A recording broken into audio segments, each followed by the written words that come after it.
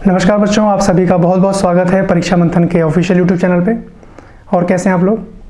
So guys, पिछले lecture के माध्यम से हम लोगों ने जाना कि नॉर्थ अमेरिका कॉन्टिनेंट के अंतर्गत कौन कौन सी लोकेशन है, हमें किन किन को याद रखना है।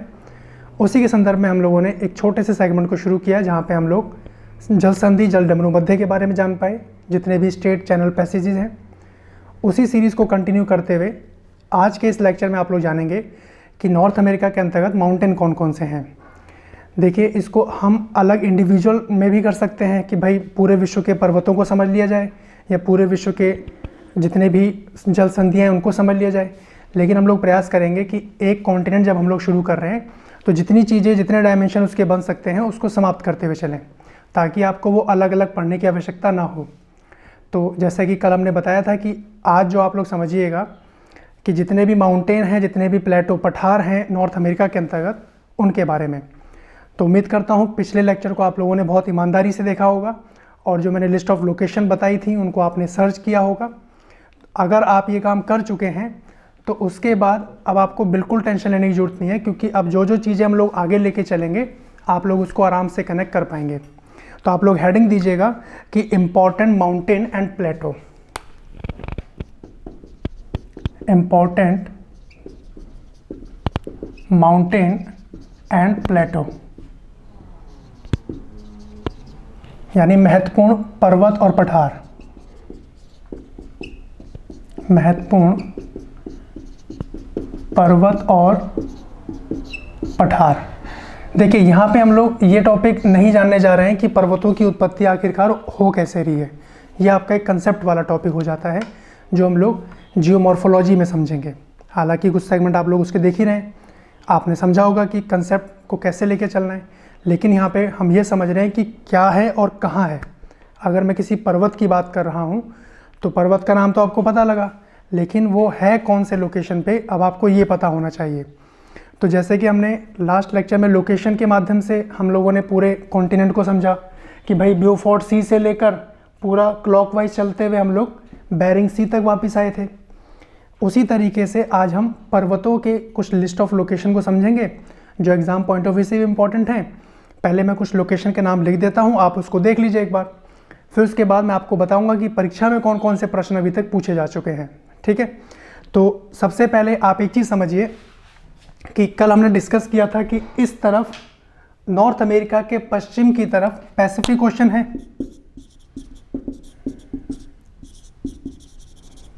प्रशांत महासागर, और इसके पूर्वी तरफ, इस कॉन्टिनेंट के पूर्वी तरफ है अटलांटिक ओशन, यानी अटलांटिक महासागर। पैसिफिक, प्रशांत महासागर, अटलांटिक महासागर। तो आप देख पा रहे होंगे कि ये जो प्लेट है, जो लैंड फॉर्म यहाँ पे दिया हुआ है, कहीं ना कहीं प्रशांत महासागर का पूर्वी हिस्सा, प्रशांत महासागर का पूर्वी हिस्सा और अटलांटिक महासागर का पश्चिमी हिस्सा, इनके बीच ही ये कॉन्टिनेंट है। और एक कल हम लोगों ने महासागर और देखा था, आर्कटिक ओशन। Arctic ocean. तो अब यहाँ पे पर्वतों की जो उत्पत्ति हो रही है, अब देखिए प्लेट टेक्टोनिक थ्योरी में हम समझेंगे बहुत डिटेल में, हालांकि वो कंसेप्ट वाला मामला रहेगा, बट एक थोड़ा आइडिया के लिए आप लोग ये समझे रहें कि एक प्लेट स्थल की है और एक प्लेट जल की है। तो जब इन दोनों के बीच टकराव हो रहा है तो कहीं ना कहीं कंप्रेस हो रहा है मामला। अगर कोई भी चीज़, जैसे मान लीजिए ये दो लैंड फॉर्म है, मान लीजिए जल की सतह है और ये आपके लैंड फॉर्म की सतह है, तो इस पे जब कंप्रेस यानी संपीड़न बल काम करेगा, तो जब इस तरफ प्रेशर हो रहा है तो ये मूव होते होते, देख रहे हैं कौन सी आकृति ले रहा है, यानी फोल्ड माउंटेन बन जा रहे हैं। तो यहाँ पे जितने भी माउंटेन आप देख पाएंगे इस तरफ, सभी फोल्ड माउंटेन का उदाहरण है, मोड़दार पर्वत का उदाहरण है। लेकिन एक पर्वत ऐसा है जो ब्लॉक माउंटेन का भी उदाहरण है, तो हमें जान लेना है कि वो कौन सा पर्वत है। दूसरा पॉइंट यहाँ पे ध्यान दीजिए कि जो इसके पश्चिमी यानी नॉर्थ अमेरिका के पश्चिम क्षेत्र में जो पर्वत श्रृंखला है उसको किस नाम से जाना जा रहा है, तो पश्चिमी कार्डिलेरा। अब देखिए, जो जो टर्म नई नई आपके सामने आएंगी आप उनको समझते चलिएगा। तो सबसे पहले आप एक पॉइंट लिखें कि western Cordillera of North America.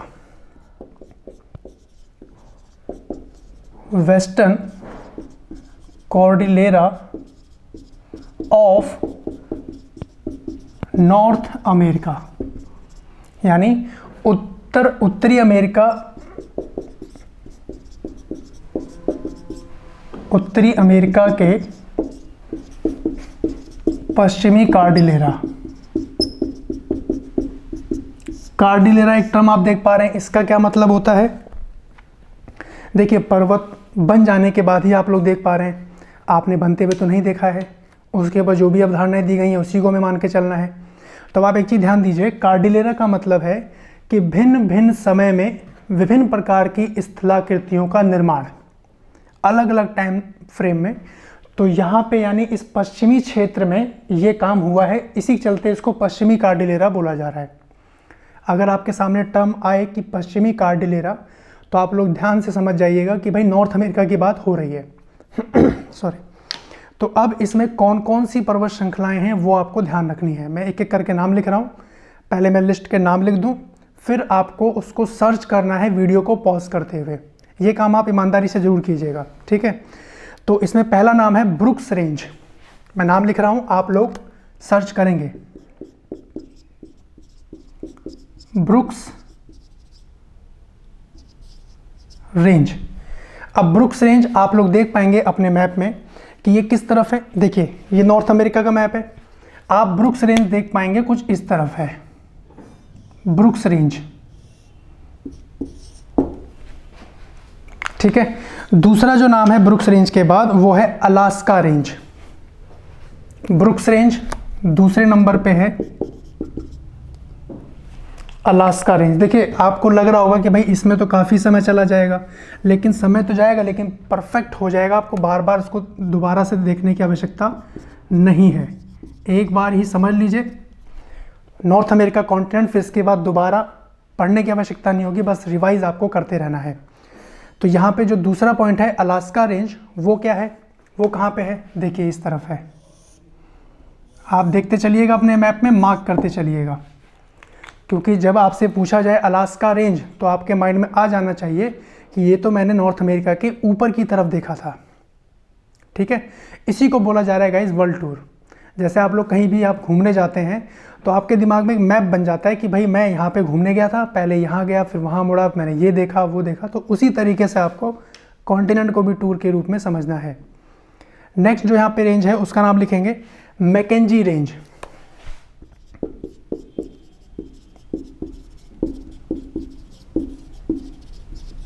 McKenzie range आप सर्च कीजिए, आप मैप में कहाँ देख पा रहे हैं मैकेंजी रेंज। जैसे ही आप लोग इससे अलास्का से क्रॉस कीजिएगा तो कुछ यहाँ पे आप लोगों को मैकेंजी रेंज मिलेगी, यानी ये तीसरा नंबर मैकेंजी रेंज, ठीक है। तीसरा लिखिएगा कोस्ट रेंज। नेक्स्ट जो भी है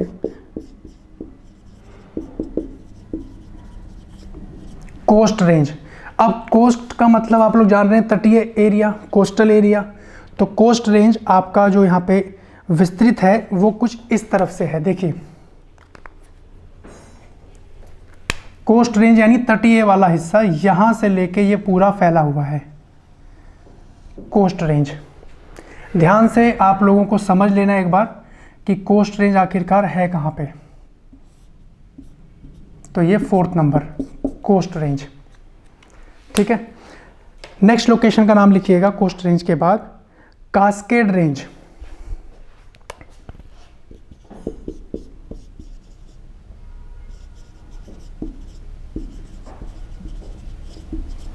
कास्केड रेंज, अब आप लोग मैप में खुद सर्च कीजिए कास्केड रेंज आखिरकार है कहाँ पे। तो आप लोग इसको देख पाएंगे, ये कुछ कोस्ट रेंज के इस तरफ है, कोस्ट रेंज के इस तरफ है। तो इसको मैं 5वां नंबर दे दे रहा हूँ, कास्केड रेंज, है ना। जैसे आप लोग लोकेशन का बेनिफिट समझ पाए थे कि जो भी हम लोगों ने स्ट्रेट जल संधि जल डमरू मध्य के बारे में बात करी, तो आप लोग आराम से उसको कनेक्ट कर पाए होंगे। वैसे ही अभी इसके लोकेशन को समझिए। फिर लिखिएगा सियरा निवाडा रेंज, जो नेक्स्ट नंबर है आपका सियरा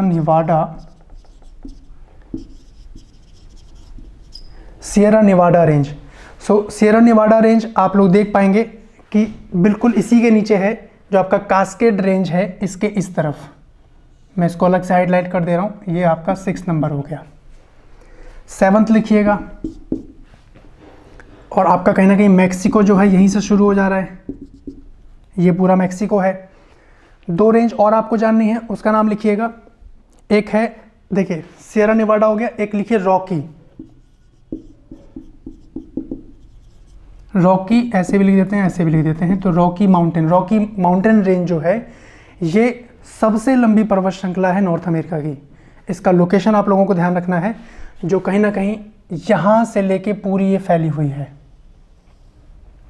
देख पा रहे हैं, ये आपकी पूरी रॉकी रेंज विश्व की दूसरे नंबर की सबसे लंबी पर्वत श्रृंखला। पहली कौन सी है अभी बात करेंगे उसके ऊपर। नेक्स्ट लिखिएगा सियरा माड्रे।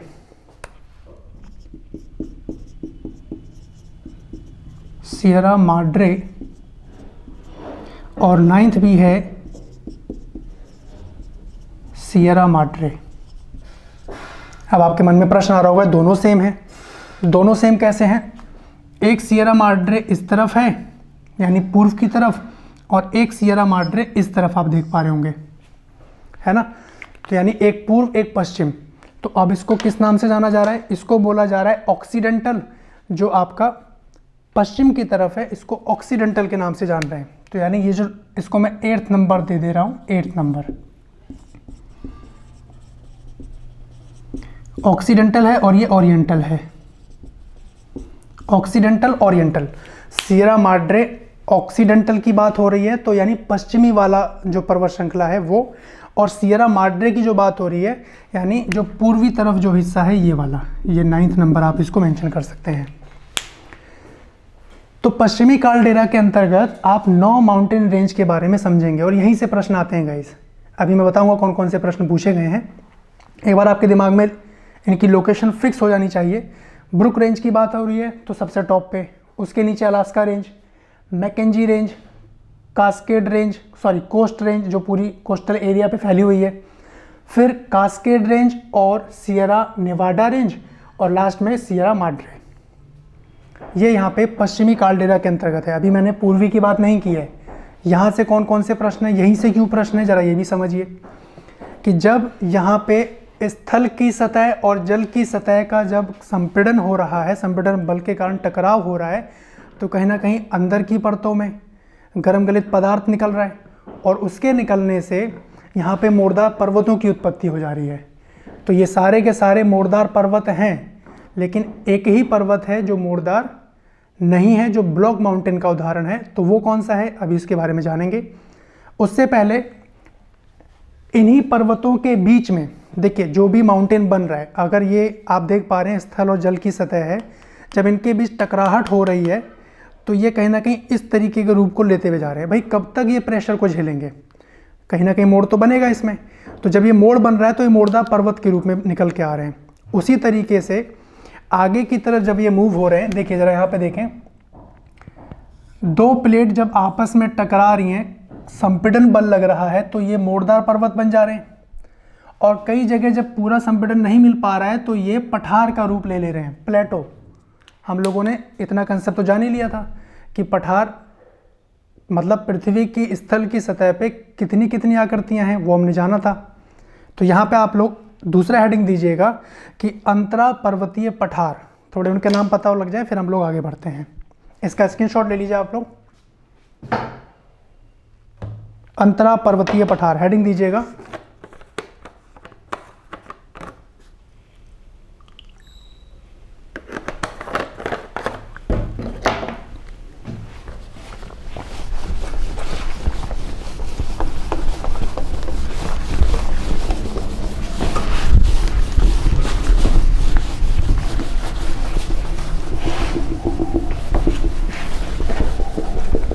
अब पठार इन्हीं के बीच में होंगे, माउंटेन रेंज तो आप लोग जान गए, है ना।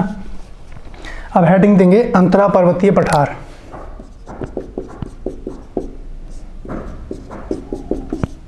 अंतरा पर्वतीय पठार।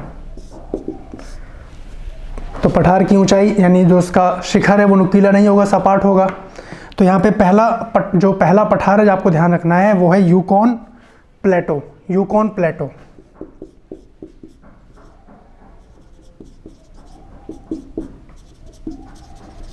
यूकॉन पठार, यूकॉन पठार कहाँ होगा?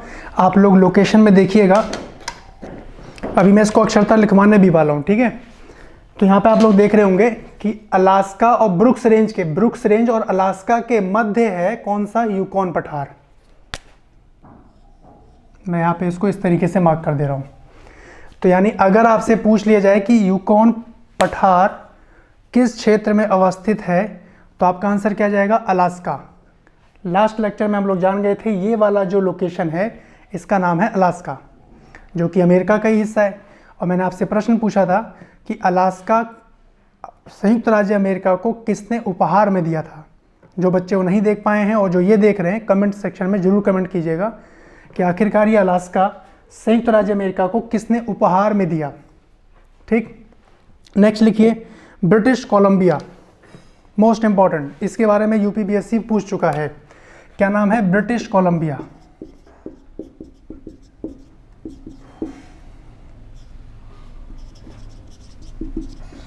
ब्रिटिश कोलंबिया, ब्रिटिश कोलंबिया का पठार। अब ब्रिटिश कोलंबिया का पठार आप लोग देख पाएंगे कुछ इस तरफ है, मैं यहां पे बना दे रहा हूं ब्रिटिश कोलंबिया का पठार। तो एक नंबर तो ये हो गया, दूसरा नंबर ये। ब्रिटिश कोलंबिया का पठार किन किन के बीच होगा? रॉकी पर्वत और आपका Cascade range, sorry coastal range, ये कोस्टल रेंज थी ना हमारी, इसको पूरा मिला दीजिए, ठीक है। नेक्स्ट लिखिए, जो नेक्स्ट नाम है कोलंबिया स्नेक।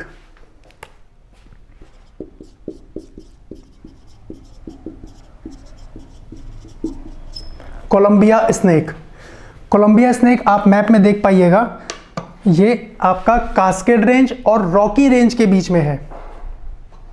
कहाँ पे है ये लोकेशन यहाँ पे है। कोलंबिया रेंज, कास्केड रेंज और रॉकी रेंज के मध्य अवस्थित है। उसके बाद नेक्स्ट नंबर लिखिए ग्रेट बेसिन, जो फोर्थ नंबर है वो है ग्रेट बेसिन। अब यहीं पे है आपका डेथ वैली, आप लोगों ने सुना होगा। अभी धीरे धीरे सारी चीज़ें आएंगी, पहले लोकेशन जान लीजिए एक बार।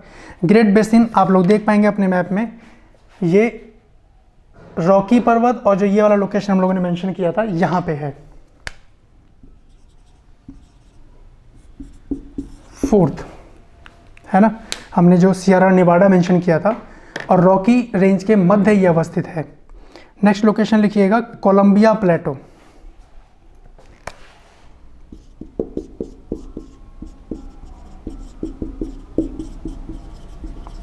कोलंबिया प्लेटो, जो कोलंबिया का पठार है, देखिए बहुत इंपॉर्टेंट पॉइंट। देखो बहुत सिंपल से प्रश्न यहाँ से देखने को आए हैं कि कोलंबिया का पठार कहाँ अवस्थित है।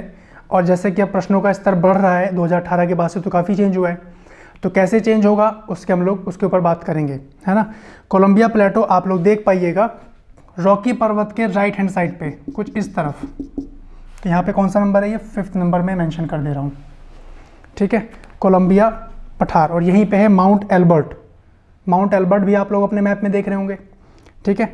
उसके बाद नेक्स्ट लिखिए मैक्सिकन प्लेटो। नेक्स्ट नंबर डाल के लिखिएगा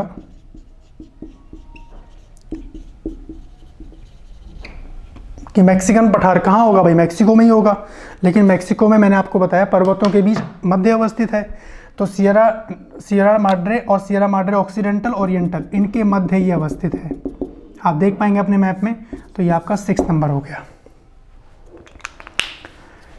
तो इनके लोकेशन आपको ध्यान में आ गए कि भाई ये जो हमने अभी नाम लिखे हैं, चाहे वो पश्चिमी कार्डिलेरा हो या वो आपके प्लेटो पठार हो, अभी हम लोग पश्चिम की तरफ बात कर रहे हैं, तो इनके अगर आपसे नाम बोले जाएं तो आप दिमाग में फीड कर पा रहे हैं कि भाई इनकी लोकेशन आखिरकार है कहाँ पे, ठीक है। अब जो आपने चीज़ यहाँ पे लिखी है, अपने ही मैप में आपको इस तरीके से इसको ड्रॉ करना है। और आप ये भी कर सकते हैं कि अपने नोटबुक में जो आप मैप ले खरीद के लाते हैं, 1-2 रुपये का जो आता है नोटबुक के साइज़ का, वो भी ला सकते हैं। But I would suggest you कि आप लोग ऐसे ही इसको अपने हाथों से बना के उसको लिखें, क्योंकि जब आप लोग खुद लिखिएगा तो आपको बहुत सारी चीज़ें यहाँ पे ध्यान में आएंगी। इसमें एक पॉइंट बना के लिखिएगा, इसका स्क्रीनशॉट लीजिए पहले, फिर हम एक एक करके बात करते हैं। क्लियर?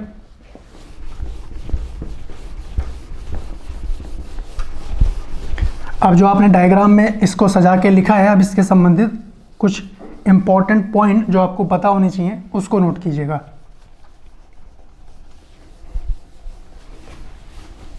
पहला पॉइंट बना के लिखेंगे आप लोग कि विभिन्न काल में भिन्न क्रियाओं के द्वारा निर्मित, विभिन्न काल में भिन्न क्रियाओं के द्वारा निर्मित पर्वतों के समूह को कार्डिलेरा कहते हैं।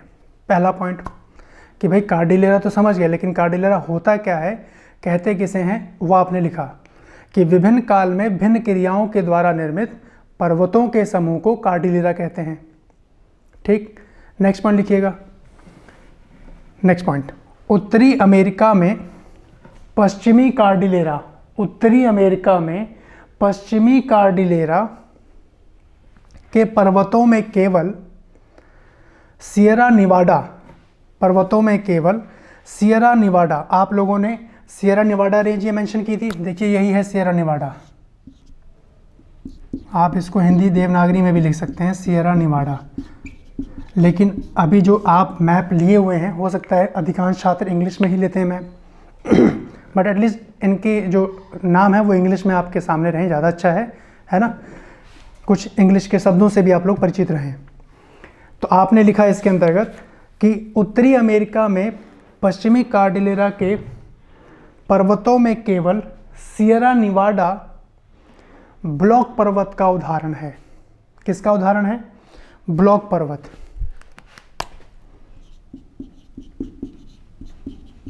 ब्लॉक पर्वत यानी जिसको बोला जा रहा है ब्लॉक माउंटेन। हालांकि पर्वतों के निर्माण में हम लोग इसको समझेंगे, बट फिर भी थोड़ा आपका कंसेप्ट थोड़ा सा क्लियर हो जाए तो मैं चाहूँगा इसके ऊपर भी बात करें। पहले एक पॉइंट कंप्लीट कर लीजिएगा, फिर लिखेंगे आप। ब्लॉक पर्वत का उदाहरण है, जबकि अन्य सभी मोड़दार पर्वत हैं, सभी मोड़दार पर्वत हैं। देखिए दो बल काम करते हैं गाइस, ज़रा समझिएगा। एक लगता है तनाव मूलक बल, तनाव मूलक बल, ठीक है। एक लगता है संपीड़न बल, संपीड़न बल। अगर संपीड़न बल लग रहा है तो दो प्लेटें आपस में टकराएंगी और वलय की प्रक्रिया होगी, जिससे मोड़दार पर्वत बन जाएंगे। टकराएंगी, ये जो प्रक्रिया हो रही है यहाँ पे टकराने के बाद वलय की प्रक्रिया होती है, वलय की प्रक्रिया, जिससे मोड़दार पर्वतों की, न्यू फोल्ड माउंटेन, नवीन वलित पर्वतों की उत्पत्ति हो रही है। किसकी हो रही है? नवीन वलित, नवीन वलित पर्वत।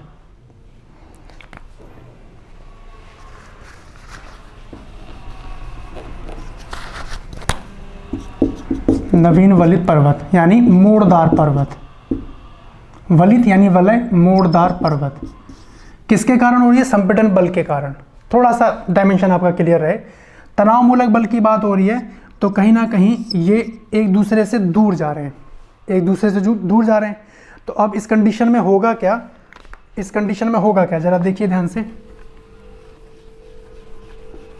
कि जैसे मान लीजिए कि आपके पास ये कोई रॉक है, कोई चट्टान है, कोई रॉक है, यहाँ पे ये ए नाम है, बी नाम है, सी नाम है, तीन चट्टानों के नाम हमने अलग अलग लिख दिए।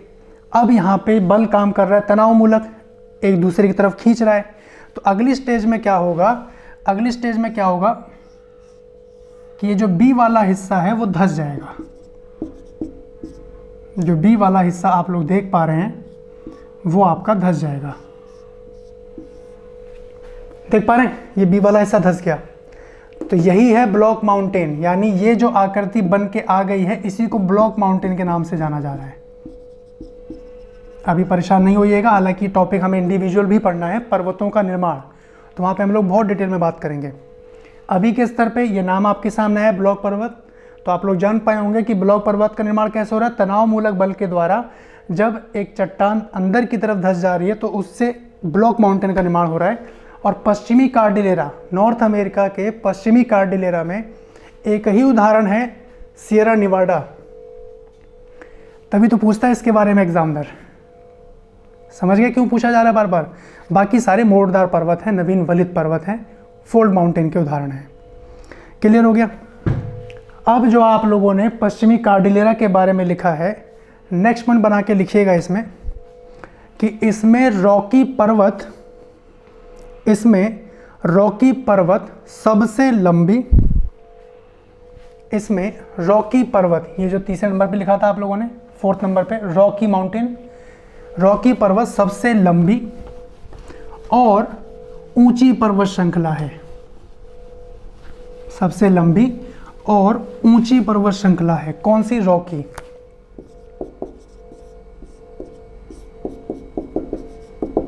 नॉर्थ अमेरिका की सबसे ऊंची पर्वत श्रृंखला रॉकी पर्वत श्रृंखला, सबसे लंबी पर्वत रेंज, माउंटेन रेंज। आप देख पा रहे होंगे अलास्का से लेकर पूरा मैक्सिको तक आ रही है, इतनी लंबी माउंटेन रेंज है यहाँ पे। ठीक है, अब आपको विश्व के स्तर पे मैं चाहूँगा टॉप 4 पता हो कि नंबर 1 पे कौन है, दूसरे नंबर पे कौन है, तो एक छोटा सा बना के लिख लीजिएगा। माउंटेन रेंज,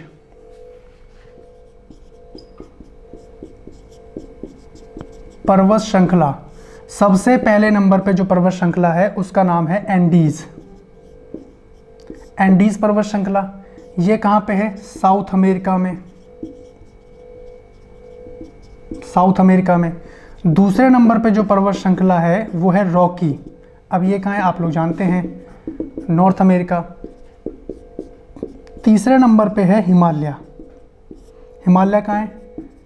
एशिया, और आप लोग इसको मेंशन कर सकते हैं, एशिया मेंशन कीजिए, एशिया में है, भारत, एशिया में, भारत में। और जो नेक्स्ट है वो है ग्रेट डिवाइडिंग रेंज, बहुत इंपॉर्टेंट, ग्रेट डिवाइडिंग रेंज। ये कहाँ पड़ती है? ये पड़ती है ऑस्ट्रेलिया के पूर्वी क्षेत्र में।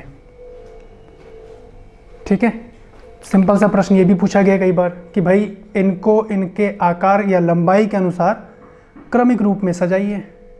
सजा पाएंगे कि भाई सबसे लंबी पर्वत श्रृंखला एंडीज साउथ अमेरिका में है, दूसरे नंबर पे रॉकी जो नॉर्थ अमेरिका की, उत्तरी अमेरिका की सबसे लंबी है लेकिन विश्व के स्तर पे दूसरे नंबर पे है।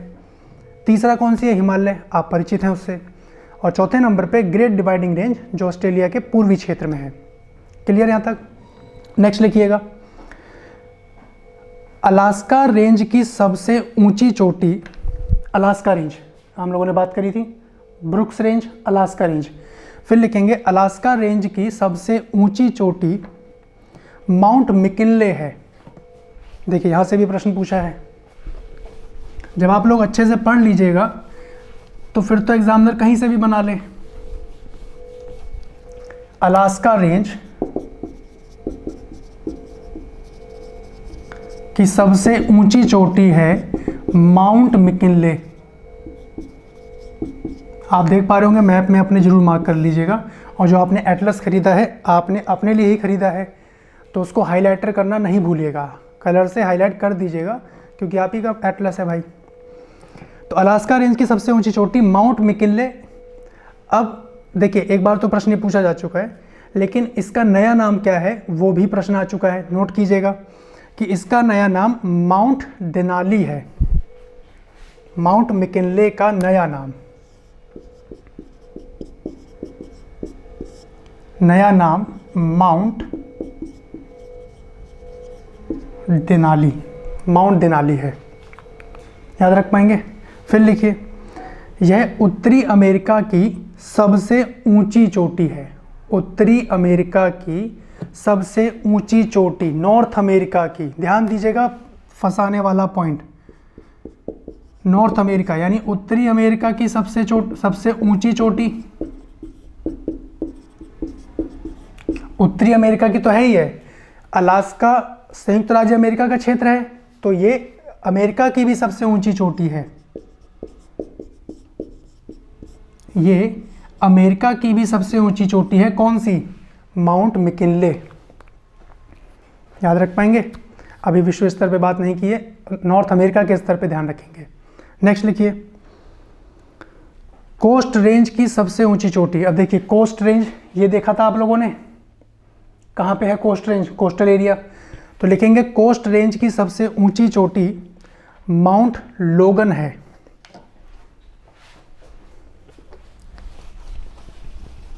कोस्ट रेंज की सबसे ऊंची चोटी माउंट लोगन। अब ये जो नाम मैं बोल रहा हूं आप जरूर सर्च कीजिएगा ध्यान से। कौन सी है? माउंट लोगन। लोगन, माउंट लोगन कोस्ट रेंज की सबसे ऊंची चोटी है। फिर लिखेंगे और यह कनाडा की सबसे ऊंची चोटी है, ब्रैकेट में लिख लेंगे कनाडा की सबसे ऊंची चोटी। और अभी आप लोगों ने लिखा था कि माउंट मैकिनले जो है वो अमेरिका की सबसे ऊंची चोटी थी। दूसरे नंबर की सबसे ऊंची चोटी यही है माउंट लोगन। तो ब्रैकेट में एक पॉइंट और लिख लीजिएगा कि यह उत्तरी अमेरिका की दूसरी सबसे ऊंची चोटी, यह उत्तरी अमेरिका की दूसरी सबसे ऊंची चोटी। नेक्स्ट पॉइंट लिखिए कि कास्केड रेंज की, कास्केड रेंज आपने यहां लिखा था, ये रहा कास्केड रेंज 5वें नंबर पे। लिखेंगे कास्केड रेंज की सबसे ऊंची चोटी माउंट रेनियर है। माउंट रेनियर है, कास्केड रेंज की सबसे ऊंची चोटी माउंट रेनियर है। देखिए अब प्रश्नों का जो स्तर हो रहा है आप लोग जान रहे हैं गाइस कि भैया उत्तर अमेरिका के पर्वतों के संदर्भ में निम्नलिखित कथनों पे विचार कीजिए। अब आप ये पर्वत पढ़े रहेंगे तो ही तो विचार होगा अच्छे से, क्योंकि अब फैक्चुअल प्रश्न तो है ही हैं, एमसीक्यू तो है ही हैं, लेकिन एमक्यूक्यू भी हैं, तो उसको भी टारगेट करते हुए हमें आगे बढ़ना है। नेक्स्ट पॉइंट लिखिएगा कि सियरा निवाडा की, सियरा निवाडा, ये रहा सियरा निवाडा, सियरा निवाडा की सबसे ऊंची चोटी माउंट विटनी। सियरा निवाडा की जो कि ब्लॉक माउंटेन है, इसकी सबसे ऊंची चोटी माउंट विटनी। आप मैप में देख पा रहे होंगे, इसको जरूर मार्क कीजिएगा, माउंट विटनी। फिर लिखेंगे जो अमेरिका की दूसरी सबसे ऊंची चोटी है। देखिए सबसे ऊंची चोटी अमेरिका की अगर हम लोग बात करें तो अभी हम लोगों ने पढ़ा था mount McKinley, Denali, mount Denali, और उसी के साथ माउंट विटनी जो है ये अमेरिका की दूसरी ऊंची चोटी है। ठीक है, फिर लिखिएगा कि रॉकी रेंज की सबसे ऊंची चोटी, रॉकी रेंज की सबसे ऊंची चोटी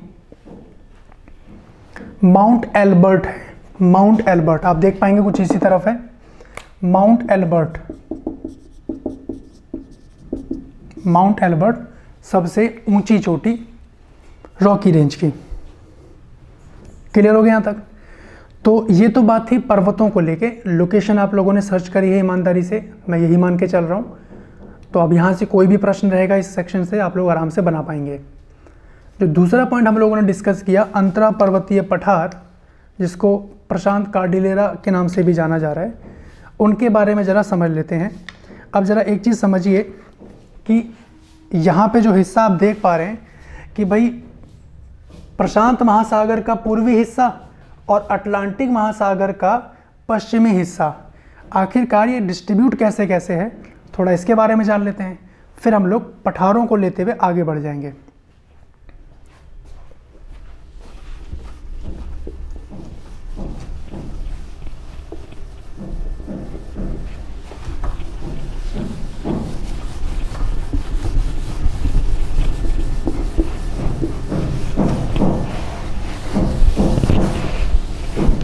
देखिए इसमें जो सबसे यहाँ से हम स्टार्ट कर रहे हैं,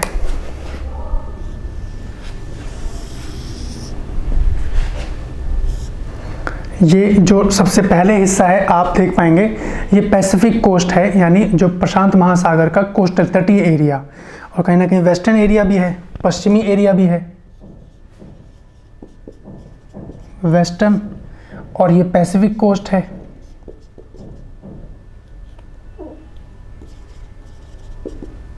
पैसिफिक कोस्ट है। अगर हम लोग इधर बात करें तो ये ईस्टर्न हो गया, ईस्टर्न हो गया, और ये कौन सा कोस्टल एरिया है? Atlantic coast.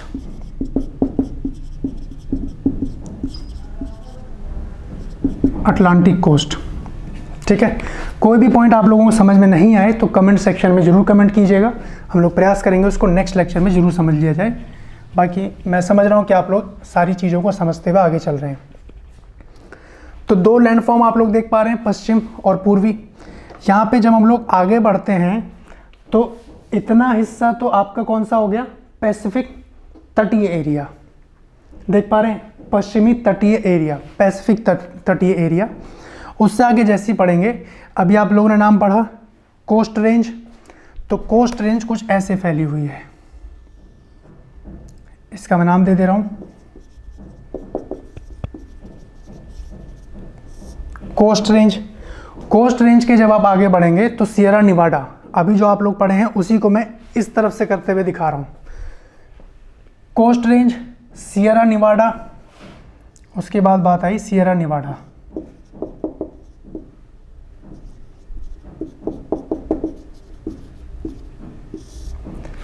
सियरा निवाडा के जैसे ही आगे आप लोग मूव हुए तो आप लोगों को ग्रेट बेसिन मिला। यहाँ पे देखा आप लोगों ने ग्रेट बेसिन, तो ग्रेट बेसिन कुछ इस तरीके से,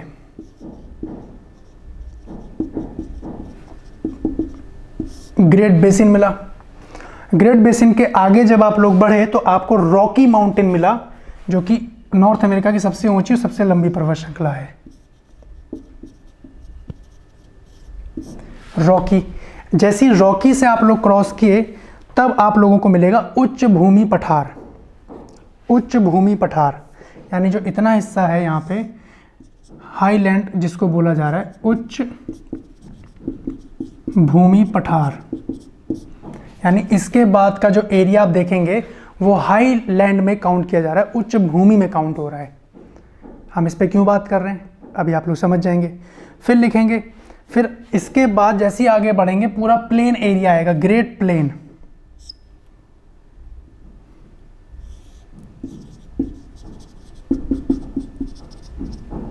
ग्रेट प्लेन, जैसी प्लेन एरिया को हम लोग आगे मूव करते हैं तब हम लोग एक पर्वत से हमारी मुलाकात होगी जिसका नाम है अपलेशियन पर्वत, अपलेशियन माउंटेन, जो कहीं ना कहीं कनाडा से लेते हुए पूरे यूएस तक फैला हुआ है।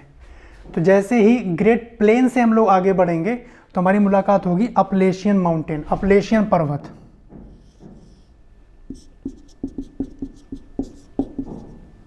अपलेशियन पर्वत। अपलेशियन पर्वत के बाद सीधा आपका अटलांटिक कोस्ट, जो कि कहीं ना कहीं ये इसका ईस्टर्न एरिया है, ये आपका पूरा अटलांटिक कोस्ट। ध्यान से समझिए, मैंने इसको इस लैंड फॉर्म को निकाल के हमने थोड़ा जूम किया है, जहाँ पे पैसिफिक कोस्ट है, प्रशांत महासागर का वेस्ट, जो कॉन्टिनेंट का वेस्टर्न एरिया, कोस्ट रेंज हमने देखी ये वाली, उसके बाद सियरा निवाडा, ग्रेट बेसिन, रॉकी रेंज, उच्च हाईलैंड, हाईलैंड हमने देखा उच्च भूमि, फिर थोड़ा ग्रेट प्लेन आएगा, फिर अपलेशियन माउंटेन जो फैला हुआ है, और उसके बाद आपका अटलांटिक ओशन। क्लियर यहाँ तक? उससे पहले आप एक चीज़ समझिएगा, इसमें एक पॉइंट लिखिएगा बना के। अच्छा, अब यहाँ पे एक टर्म आपके सामने आया ग्रेट बेसिन। अच्छा, यहाँ के जो ग्रेट बेसिन बने हुए हैं उनकी आकृति थोड़ी अलग है, उनको समझते हैं। पहले एक पॉइंट बना के लिखिएगा आप लोग कि सियरा निवाडा पर्वत के समीप, सियरा निवाडा पर्वत के समीप अवस्थित डेथ वैली, अवस्थित डेथ वैली, मैं नाम लिख दे रहा हूँ, थोड़ा ऊपर ही रेस करते हैं ना।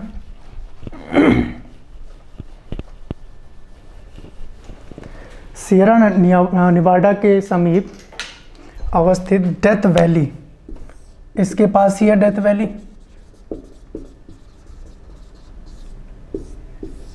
सियरा निवाडा के समीप अवस्थित डेथ वैली भ्रंश घाटी का उदाहरण है। भ्रंश घाटी ही है, आप ऐसे लेंगे, भ्रंश घाटी है जो यूएसए का सबसे गर्म स्थान, जो यूएसए का सबसे गर्म स्थान होने के साथ सबसे नीचे स्थान भी है, सबसे नीचा स्थान भी है। आप लोगों ने लिखा कि सियरा निवाडा के समीप डेथ वैली अवस्थित है, जो यूएसए का, संयुक्त राज्य अमेरिका का सबसे गर्म स्थान और सबसे नीचा स्थान भी है। क्लियर यहाँ तक? फिर देखिए यहाँ पे फिर एक पॉइंट लिखिएगा कि पश्चिमी कार्डिलेरा में अनेक गर्म जल के स्रोत मिलते हैं। भाई ऐसा क्यों होता है? क्योंकि कहीं ना कहीं संपीड़न बल लग रहा है और अंदर की परतों में गर्म गलित पदार्थ ऊपर आ रहा है, तो अंदर तो गर्म गलित पदार्थ है ही है, लावा के रूप में, है ना, मैग्मा के रूप में। तो उसके चलते ये गर्म यहाँ पे देखने को मिल रहा है, जिसके कारण वहाँ पे कई सारे गीजर भी देखने को मिल रहे हैं। ऐसा लगता है कि नीचे से गर्म पानी आ रहा है। तो आप लोगों ने सुना होगा ओल्ड फेथफुल गीजर, सुने हैं? लिखिए जरा इसके बारे में पॉइंट कि पश्चिमी कार्डिलेरा में अनेक गर्म जल के स्रोत मिलते हैं जिन्हें गीजर कहा जाता है, जिन्हें गीजर कहा जाता है। फिर लिखेंगे येलो स्टोन पार्क में स्थित, yellow stone park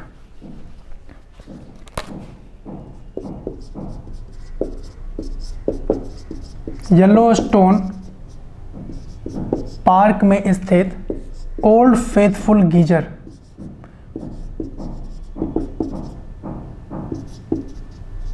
old faithful geyser विश्व प्रसिद्ध है, विश्व प्रसिद्ध है।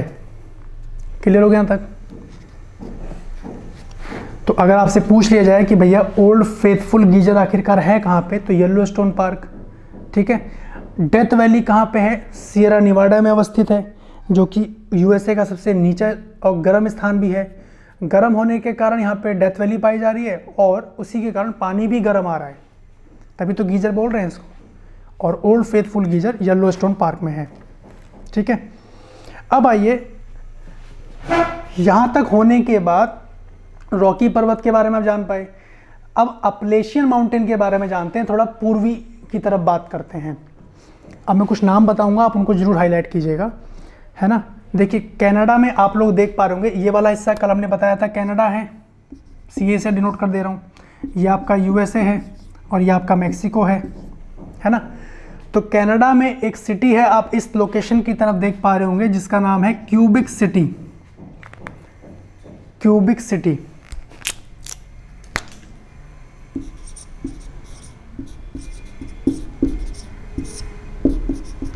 आपको मिला या नहीं मिला? क्यूबिक सिटी देख पा रहे हैं। उसके बाद आप लोग देखेंगे क्यूबिक सिटी, और यूएसए में, संयुक्त राज्य अमेरिका में एक क्षेत्र देखेंगे बर्मिंघम, कुछ इस तरफ। देखिए मैं इसका नाम लिख दे रहा हूं, बर्मिंघम।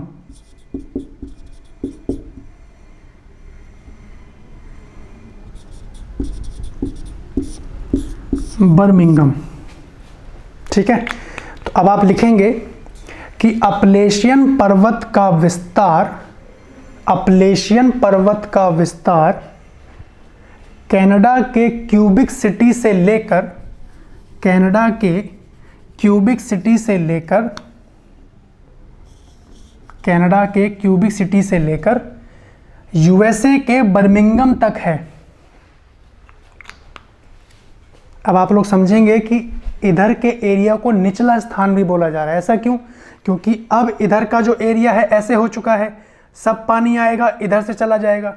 कभी आप लोग यूएसए वगैरह घूमने अगर आपका जाना हुआ कभी, या जो लोग गए हैं वो लोग जान रहे होंगे कि यहाँ पे आप लोगों को बहुत लंबे लंबे झरने देखने को मिलते हैं, क्योंकि सबसे उठा हुआ पर्वत है। और इसकी खासियत क्या है? सबसे प्राचीन पर्वत है। जैसे आप लोग भारत के संदर्भ में बात करते हैं कि भारत का सबसे प्राचीन पर्वत कौन सा है? Aravalli, Aravalli mountain range. उसी तरीके से नॉर्थ अमेरिका का सबसे प्राचीन पर्वत कौन सा है? अपलेशियन पर्वत। ध्यान दीजिएगा, अपलेशियन पर्वत कहाँ है? नॉर्थ अमेरिका में। लिखिएगा एक पॉइंट बना के कि यह उत्तरी अमेरिका का एक प्राचीन मोड़दार अवशिष्ट पर्वत है। प्राचीन मोड़दार अवशिष्ट पर्वत है। अवशिष्ट ऐसे लिख रहे हैं, अवशिष्ट मोड़दार पर्वत है। फिर लिखिएगा इस पर्वत का सबसे ऊंचा भाग, इस पर्वत का सबसे ऊंचा भाग ब्लू रिज की चोटी माउंट मिचेल। आप कुछ यहाँ पे देख पाएंगे, मैं नाम लिख दे रहा हूँ, ब्लू रिज की चोटी माउंट मिचेल है।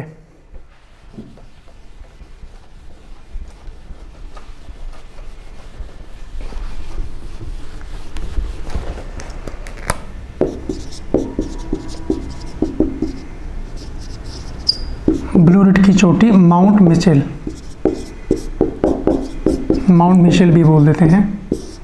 माउंट मिचेल सबसे ऊंची चोटी है इस अपलेशियन पर्वत की, जो कि ब्लू रिज में पड़ रही है। मैप में देखेंगे आपको दिख जाएगा, फिजिकल मैप में। नेक्स्ट लिखिएगा कि अपलेशियन पर्वत के अन्य भाग, अपलेशियन पर्वत के अन्य भाग। देखिए आप लोग सुनते होंगे वाइट हिल, ब्लैक हिल, ग्रीन हिल, यानी हिल स्टेशन, पर्वतीय एरिया। तो जहाँ पे भी कलर वाला मामला आ जाएगा तो आप समझ जाएंगे कि भाई ये तो अपलेशियन पर्वत के उदाहरण हैं। तो इसमें लिखिएगा कि अपलेशियन पर्वत के भाग ग्रीन माउंटेन,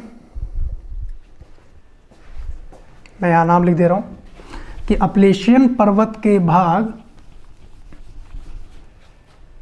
ग्रीन माउंटेन,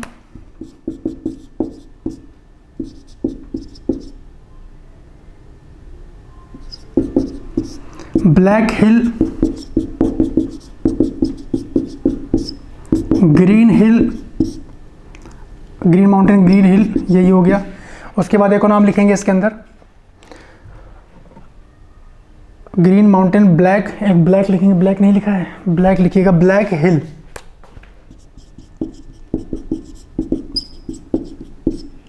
ये किसके उदाहरण हैं? ये हैं आपके अपलेशियन पर्वत के ही भाग हैं, इन्हीं के ही हिस्से हैं। इनको उसमें सर्च करने की आवश्यकता नहीं हो, मिलेगा नहीं आपको, लेकिन परीक्षा में देखने को मिल सकता है, वो मिला भी है। फिर लिखिएगा नेक्स्ट पॉइंट कि अपलेशियन पर्वत के पूर्वी किनारे को, अपलेशियन पर्वत के पूर्वी किनारे को, जो पूर्वी हिस्सा है, पूर्वी किनारे को प्रपात रेखा यानी फॉल लाइन, क्या बोल रहे हैं? प्रपात रेखा, प्रपात रेखा यानी फॉल लाइन कहते हैं। मैंने बताया आपको कि आपको ऐसा लगेगा कि वहाँ से झरना आपको दूर से देखता हुआ नजर आएगा जब आप लोग इस लोकेशन की तरफ मूव करेंगे। तो इसमें लिखिएगा क्योंकि यहाँ से निकलने वाली नदियाँ जो अटलांटिक महासागर के, क्योंकि यहाँ से निकलने वाली नदियाँ जो अटलांटिक महासागर के तट की ओर जाती हैं, वे जलप्रपात बनाती हैं, वाटरफॉल, झरना, जलप्रपात बनाती हैं। इसलिए उत्तरी अमेरिका का यह क्षेत्र, देखिए आपको लगे कि मैंने जल्दी बोल दिया तो वीडियो को पॉज, रिवाइंड करके दोबारा से नोट कर लीजिएगा, है ना। इसलिए उत्तरी अमेरिका का यह क्षेत्र जल विद्युत उत्पाद ऊर्जा के लिए, जल विद्युत, इसलिए उत्तरी अमेरिका का यह क्षेत्र जल विद्युत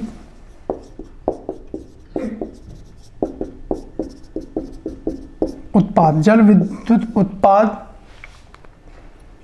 ऊर्जा के उत्पादन की दृष्टि से सबसे ज़्यादा महत्वपूर्ण है, सर्वाधिक महत्वपूर्ण है।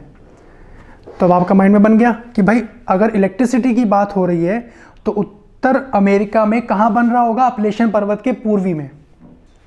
जैसा भी क्वेश्चन, जैसा भी ऑप्शन, आंसर आ जाएगा। फिर लिखिए नेक्स्ट पॉइंट कि यह विश्व, नेक्स्ट पॉइंट लिखिएगा अपलेशियन पर्वत के उत्तरी क्षेत्र में। अभी तक तो आपने पूर्वी क्षेत्र के बारे में जाना, पूर्वी क्षेत्र जहाँ पे कहीं ना कहीं जिसको प्रपात रेखा, फॉल लाइन के नाम से जाना जा रहा है, यहीं पे जल विद्युत उत्पादन हो रहा है क्योंकि पानी बहुत तेज बह रहा है, झरना बना हुआ है बहुत अच्छा खासा। लेकिन इसके अगर उत्तर की तरफ हम लोग बात करेंगे, क्यूबिक सिटी की तरफ, तो इसमें लिखिएगा एक पॉइंट कि अपलेशियन पर्वत के उत्तरी क्षेत्र में एक क्षेत्र आप देख पा रहे होंगे, पेंसिल्वेनिया। सर्च कीजिए जरा,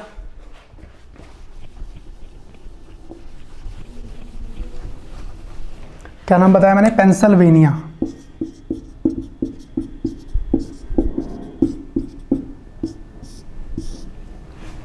लिखेंगे अपलेशियन पर्वत के उत्तरी क्षेत्र में पेंसिल्वेनिया राज्य कोयला के भंडार की दृष्टि से, कोयला के भंडार की दृष्टि से सर्वाधिक महत्वपूर्ण है। कौन? पेंसिल्वेनिया। अब यहीं से प्रश्न क्रिएट होंगे। पूरे विश्व में सबसे ज़्यादा कोयला अमेरिका के पास है, पूरे विश्व में। कई लोग भारत बताते हैं कि भाई भारत में झरिया में खान है कोयले की, तो सबसे ज़्यादा कोयला भारत के पास है, जो कि सही नहीं है। कई लोग चाइना बता देते हैं, भाई चाइना के पास है। पूरे विश्व में सबसे ज़्यादा कोयला, अच्छी क्वालिटी का कोयला, नॉर्थ अमेरिका। और इसमें भी सबसे अच्छी क्वालिटी होती है एंथ्रासाइट, अगर आप लोग नाम जान रहे हो, है ना। आपके लिए एक प्रश्न ये है कि भारत में कोयले की जो उच्चतम किस्म है एंथ्रासाइट कहाँ मिलती है? कमेंट करके बताइएगा, एक क्वेश्चन आप लोगों के लिए तैयार हो जाना चाहिए, ठीक है। फिर लिखिए कि ये जो पेंसिल्वेनिया क्षेत्र है, लिखेंगे यह विश्व स्तर पर एंथ्रासाइट कोयला, अभी जो मैंने नाम लिया, यह विश्व स्तर पर एंथ्रासाइट कोयला, यह विश्व स्तर पर एंथ्रासाइट कोयला के भंडार की दृष्टि से अधिक महत्वपूर्ण है। बहुत अच्छी क्वालिटी का कोयला। अब आप लोग जानते हैं कि अमेरिका कहीं ना कहीं टेक्नोलॉजी के मामले में बहुत आगे है, भाई नंबर 1 डेवलप कंट्री है, तो इनका यूज़ नहीं करते हैं, टेक्नोलॉजी के बेस पे सारी चीज़ों को चला रहे हैं, ठीक है। अच्छा, ये तो हो गया एंथ्रासाइट कोयला। कहाँ मिल रहा है? पेंसिल्वेनिया में। कोयले के क्षेत्र के लिए इंपॉर्टेंट है, अपलेशियन पर्वत के उत्तर में। नेक्स्ट पॉइंट लिखिए कि बिटुमिनस कोयले की उपलब्धता, बिटुमिनस, नेक्स्ट नाम है कोयले का बिटुमिनस।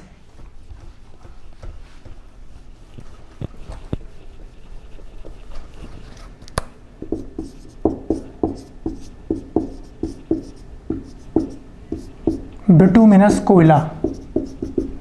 नेक्स्ट पॉइंट लिखेंगे बिटुमिनस कोयले की उपलब्धता के कारण ही पिट्सबर्ग, अब एक लोकेशन और सर्च कीजिए, उत्तर में ही है पिट्सबर्ग।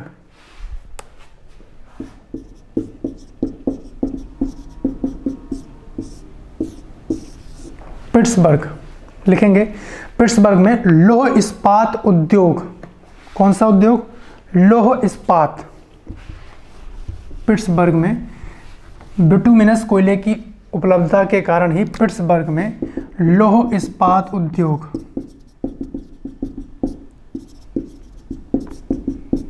लौह इस्पात उद्योग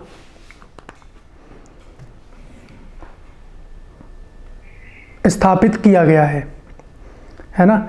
यहाँ पे बिटुमिनस कोयले की उपलब्धता होने के कारण ही पिट्सबर्ग में लौह इस्पात उद्योग स्थापित किया गया है, ठीक है। आगे आप लोग पढ़ेंगे जब हम लोग झीलों के बारे में जान रहे होंगे, तो जो ये वाली लोकेशन आप लोग देख पा रहे हैं, ये जो 49 डिग्री जो हमने कल बात करी थी, यहाँ पे कुछ झीलें हैं और यहीं पे कहीं ना कहीं औद्योगिक रूप से मामला बहुत इंपॉर्टेंट है, समझेंगे उसके बारे में। उससे पहले एक पॉइंट लिखिएगा कि इसे यूएसए की लौह इस्पात उद्योग राजधानी भी कहते हैं। किसे भैया? पिट्सबर्ग को। इसे आप लिख सकते हैं कि इसी कारण, या इसे यूएसए की लौह इस्पात उद्योग, लौह इस्पात उद्योग राजधानी, लौह इस्पात उद्योग राजधानी किसको कह रहे हैं? पिट्सबर्ग। क्लियर यहां तक? फिर लिखिएगा नेक्स्ट पॉइंट कि अपलेशियन पर्वत के दक्षिण क्षेत्र में, अपलेशियन पर्वत के दक्षिण क्षेत्र में, दक्षिण की तरफ जब आएंगे, लौह अयस्क के भंडार, लौह अयस्क के भंडार की दृष्टि से अधिक महत्वपूर्ण है। अब यहाँ पे लौह अयस्क पाए जा रहे हैं, यानी दक्षिण वाले एरिया में यहाँ पे क्या पाया जा रहा है? लौह अयस्क।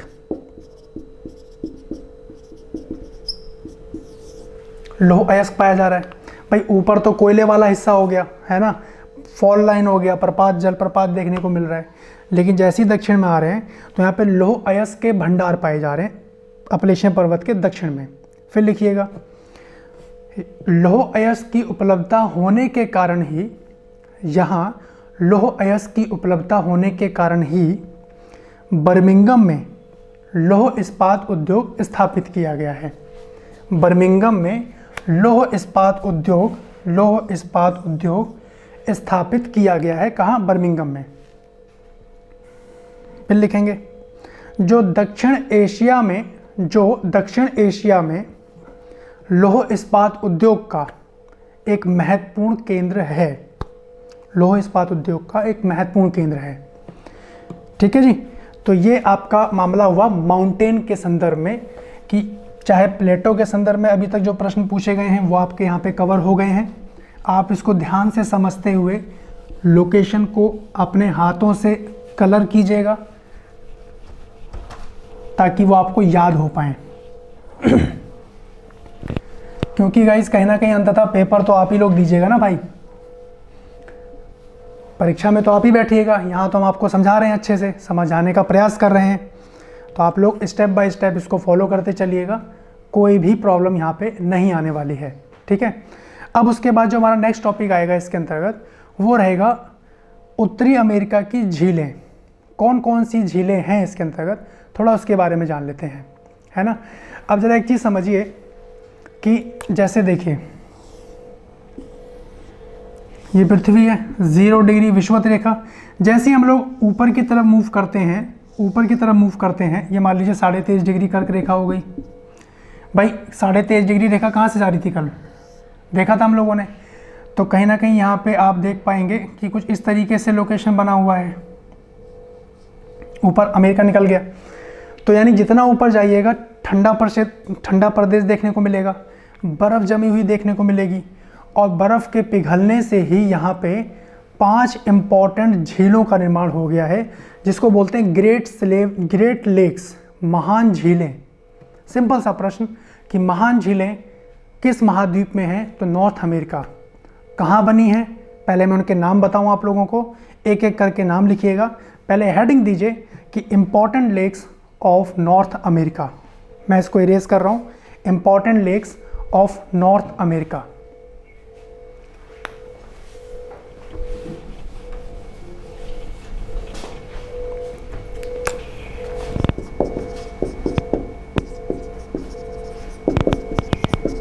इम्पॉर्टेंट लेक्स ऑफ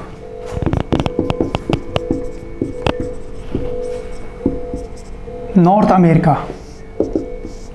कौन कौन सी महत्वपूर्ण झीलें हैं यहाँ पे, ये आपको ध्यान देना है। ठीक है। अब यहाँ पे देखिए ज़रा एक चीज़ कि यहाँ पे सबसे पहला जो नाम आपको लिखना है वो है ग्रेट बियर लेक, है ना, ग्रेट बियर लेक।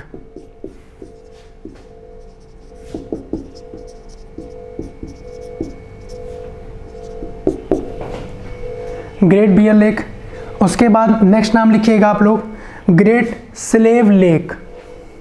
दूसरा नाम क्या है,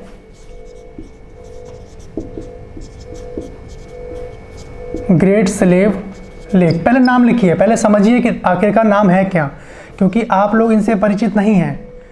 जो लोग परिचित हैं अच्छी बात है, जो नहीं जान रहे हैं बच्चे वो जरूर ध्यान से समझेंगे कि पहले नाम पता हो, फिर क्या है पता चल गया, अब कहाँ है वो हमें मैप में देख लेना है। दूसरा नाम लिखिए अथाबस्का लेक, अथाबस्का लेक, अथाबस्का झील। चौथे नंबर पे लिखिएगा अथाबस्का के बाद reindeer lake, reindeer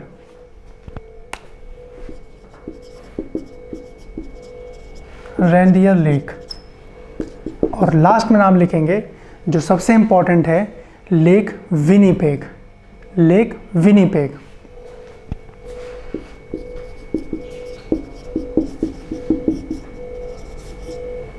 lake Winnipeg. तो ये वो 5 इंपॉर्टेंट झील हैं जिनको महान झीलों के नाम से भी जाना जा रहा है, क्योंकि जो ऊपर का प्रदेश है वो ठंडा है, बर्फ़ से जमा हुआ है, तो बर्फ़ पिघलते हुए कहीं ना कहीं झीलों का निर्माण कर रही है। और ये सारी झीलें अटलांटिक महासागर, हमने कल पढ़ा था गल्फ ऑफ सेंट लॉरेंस, है ना, हडसन की खाड़ी, अब इन नामों से आप लोग परिचित हैं। तो यहाँ पे अब कोई तनाव लेने वाली बात नहीं है। अब तो हमें चीज़ों को आगे बढ़ा देना है, क्योंकि लोकेशन आप लोग जान ही रहे हैं। तो जो झीलें, जिन झीलों से जिन नदियों का निर्माण हो रहा है वो जान लेने हैं। तो मिला जुला के बहुत अच्छा सेगमेंट आप लोगों का यहाँ पे कवर होगा। तो गाइज आज के सेशन में हम लोग इतना ही समझ रहे हैं। नेक्स्ट लेक्चर से आप लोग इम्पॉर्टेंट लेक्स नॉर्थ अमेरिका की कौन कौन सी हैं और उनसे किन किन नदियों का उद्गम हो रहा है, कहाँ उनका गिरना हो रहा है, यहाँ से प्रश्न देखने को आते हैं। तो हम लोग नेक्स्ट लेक्चर में इसको डिटेल में बात करेंगे कि Great Bear Lake, Great Slave Lake, Athabasca, Reindeer और ये सारी चीज़ें कहाँ पे हैं, किस किस तरीके से बनी हुई हैं। ठीक है जी, चलिए guys, thank you so much, मिलते हैं नेक्स्ट लेक्चर में। बाय बाय, धन्यवाद।